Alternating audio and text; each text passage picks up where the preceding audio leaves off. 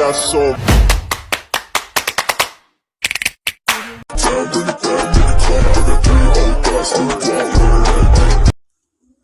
Bismillahirrahmanirrahim. Assalamualaikum warahmatullahi wabarakatuh.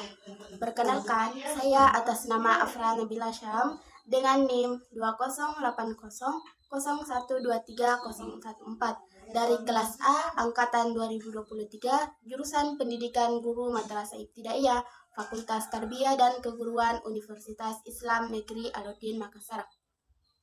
Pada kesempatan kali ini saya akan membahas tentang alat peraga sistem pernapasan pada manusia.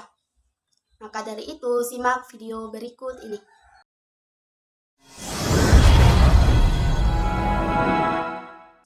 Nah, adapun alat dan bahan yang digunakan dalam proses pembuatan alat peraga pada sistem pernapasan manusia yaitu botol plastik, balon karet, ballpoint bekas, karet gelang, pisau, plastisin, dan gunting.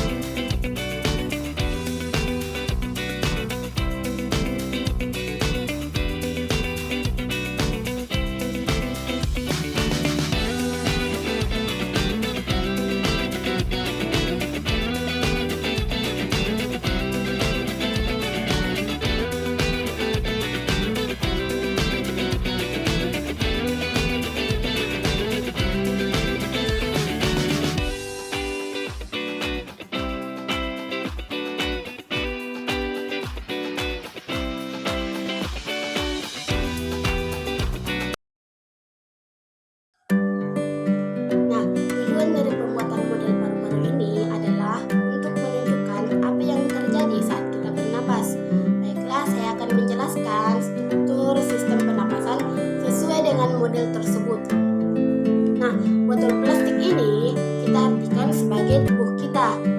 Bagian atas ballpoint ini sebagai hidung, batang ballpoint ini trakea, terus cabang yang ada di dalam itu disebut bronkus. Nah, di dalam balon tersebut ada bronchiolus dan alveolus.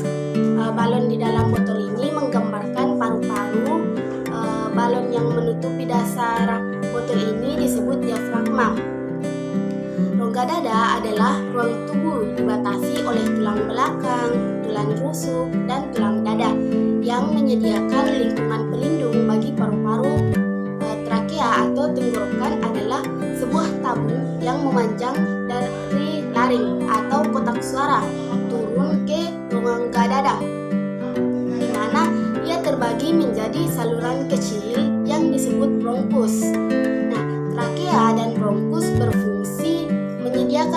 masuk dan keluarnya udara ke paru-paru. Di dalam paru-paru ada udara diarahkan ke kantung udara kecil atau alveolus yang berfungsi sebagai tempat pertukaran gas antara darah dan udara luar. Proses pernafasan sangat bergantung pada otot diafragma yang memisahkan rongga dada dengan rongga perut dan bekerja untuk melebarkan dan mengontraksikan rongga dada. Selanjutnya, saya akan menjelaskan bagaimana cara menggunakan alat peraga ini.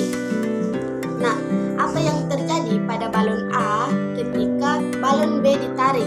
Mengapa demikian? Nah, ketika kita menarik balon B, menggambarkan apa yang terjadi ketika diafragma berkontraksi dan otot pernapasan bergerak keluar. Ketika kita tarik, maka balon yang ada di dalam botol atau di dalam tubuh yang kita sebut sebagai paru-paru tersebut itu mengembang.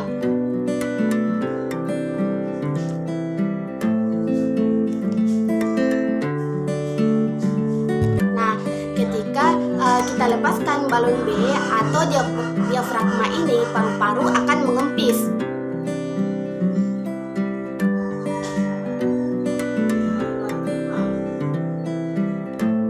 Nah, yang kedua, apa yang terjadi pada balon A ketika tarikan balon B dilepaskan? Nah, melepaskan balon B di bagian bawah botol menunjukkan apa yang terjadi ketika diafragma berelaksasi. Nah, volume di dalam rongga dada berkurang, memaksa udara keluar dari paru-paru. Dalam model paru-paru ini, balon di dalam botol berkontraksi ke keadaan semula seiring dengan dikeluarkannya udara di dalamnya.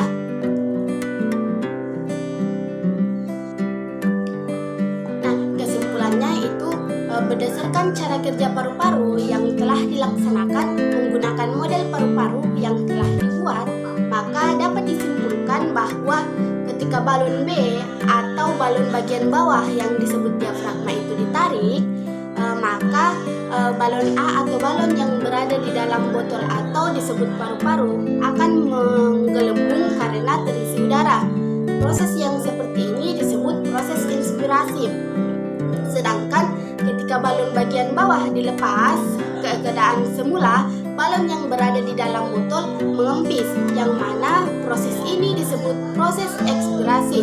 Jadi, dalam sistem pernapasan manusia ada proses inspirasi dan ekspirasi, yaitu pengambilan udara pernapasan dari udara bebas untuk masuk ke dalam tubuh atau paru-paru, serta mengeluarkan gas sisa ke udara bebas.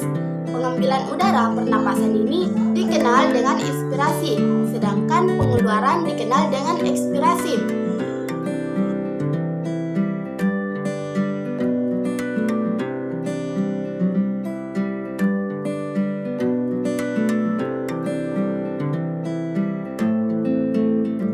Baiklah, itulah video penjelasan dari saya. Apabila ada salah kata, mohon dimaafkan. Wabillahi taufiq